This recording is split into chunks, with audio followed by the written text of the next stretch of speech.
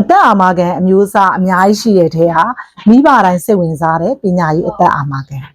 ပညာရေးအသက်အာမခံဆိုရင်မိဘတွေကတော်တော်စိတ်ဝင်စားကြပါတယ်။ဘာကြောင့်လဲဒီခုခေတ်မှာကပညာရေးကုန်ကြစည်တွေကအင်မတန်များသလိုကိုသားသမီးကိုနိုင်ငံရဲ့ချားမှာပေါ့နော်အကောင်းဆုံးကျောင်းမှာအကောင်းဆုံးထားပြီးတော့ပညာသင်စေချင်တာမိဘတိုင်းရဲ့စေတနာပါ။မိဘတိုင်းကယခုချိန်မှာဒီအာမခံအကြောင်းပြောလိုက်ရင်ပညာရေးအသက်အာမခံဆိုစိတ်ဝင်စားတယ်ပေါ့ပညာရေးအသက်အာမခံများစွာတဲ့ကမှာကျမတို့ဈေးကွက်ထဲမှာတပြေးညီရှိတဲ့ပညာရေးအသက်အာမခံကြောင်းကိုမျှဝေပေးပါမယ်ဒါကတော့ကျမတို့တွေကမြမအာမခံကနေပြီးတော့ကျမတို့ယူပြီးတော့ဝန်ဆောင်မှုပေးတဲ့ပညာရေးအသက်အာမခံပေါ့နော်ပညာရေးအသက်အာမခံလို့ဆိုရဲကျမတို့စီမှာဆိုရင်တော့ထာဝရအကျူကူလို့ခေါ်တာပေါ့နော်အဲ့တော့အဲ့ဒီပညာရေးအသက်အာမခံဝယ်မယ်ဆိုရင်အသက်18နှစ်ကနေ56နှစ်ဖြစ်ရမယ်ဝယ်ရမယ်ကာလက9နှစ်17နှစ်14နှစ်9နှစ်တကယ်လို့သာဝယ်မယ်ဆိုရင်တော့ဒီပညာရေးအသက်အာမခံကဘယ်အချိန်မှခံစားခွင့်ရမှာလဲကျမတို့က9နှစ်သာအသက်အာမခံကိုထားမယ်ဆိုရင်9နှစ်ထိကျမတို့အသက်အာမခံကြီး premium ကိုပေးသွင်းရပါမယ်9နှစ်ပြည့်သွားပြီဆိုရင်ကျမတို့ကနေပြီးတော့20ရာခိုင်နှုန်းစီ9ချိန်ပြန်ရပါမယ်ရှင့်အဓိကကတော့ဒီကျောင်းကို9နှစ်တက်ရမယ်ပေါ့နော်9နှစ်လုံးမှာမပူမပင်တက်ရမယ်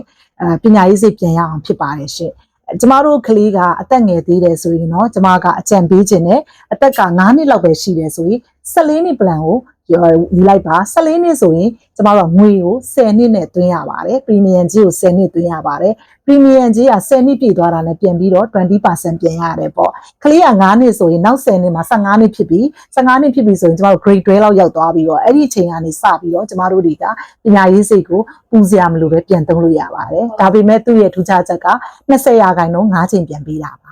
အဲ့တော့ကျမတို့တွေကပညာရေးရထားရတယ်ပတ်စံလဲသွင်းရတယ်ပြီးတော့လည်း20ရာခိုင်နှုန်းပြင်ရတယ်ဘလို့မျိုးတက်တာလဲပေါ့တက်တာလာကတော့ကျမတို့သွင်းရတဲ့ premium ကြီးကတက်တာတယ်ကျမတို့အာမခံအမျိုးအစားတော်တော်များများကအသက်ငယ်တယ်ပြီးတော့နှစ်ရှည်ယူရင်သွင်းရတဲ့ premium ကြီးကဥပမာ300ဆို100ပြည့်အောင်မသွင်းရပါဘူးရှင့်90ကျော်လည်းဖြစ်မယ်85သိန်းဖြစ်ရင်လည်းဖြစ်မယ်ပေါ့ဒါကတော့အာမခံထားတဲ့လူရဲ့အသက်ပေါ်မူတည်တယ်အာမခံအကာအကွယ်ယူတဲ့နှစ်ပေါ်လည်းမူတည်ပါတယ်ဒါကြောင့်ပေါ့နော်ကိုကနေပြီးတော့ဒီလို20ရာခိုင်နှုန်း9ချိန်ပြန်ရခြင်းနဲ့ဆိုရင်တော့ပညာရေးအသက်အာမခံကိုထားလို့ရပါတယ်ရှင်ဒီလိုမဟုတ်ဘူးကိုကတလုံးတစ်ခဲတည်းပြန်ရောက်ခြင်းနဲ့ကာလတစ်ခုပေါ့နော်ဥပမာနောက်9နှစ်လောက်မှာ3500လောက်ပြန်လိုခြင်းနဲ့နောက်6နှစ်လောက်မှာ3500လောက်ပြန်လိုခြင်းနဲ့ဆိုရင်လေကိုယ့်ရဲ့ပညာရေးအတွက်သုံးလို့ရတယ်အာမခံမျိုးစားရရှိပါတယ်ကျမတို့တွေကတော့အာမခံအားလုံးကို total care concept လို့ခေါ်ပါတယ်ထပ်ပြီးတော့ကျမရဲ့အာမခံမျိုးစားတွေကိုလည်းရှင်းပြပေးပါအောင်မယ်ရှင်ဒီနေ့ရှင်းပြတာကပညာရေးအသက်အာမခံထာဝရအတူကိုဖြစ်ပါတယ်ရှင်ကျန်ခဲ့တဲ့အပိုင်းလေးပြန်ပြောပြပါမယ်ရှင်အဓိကကတော့ကျမတို့က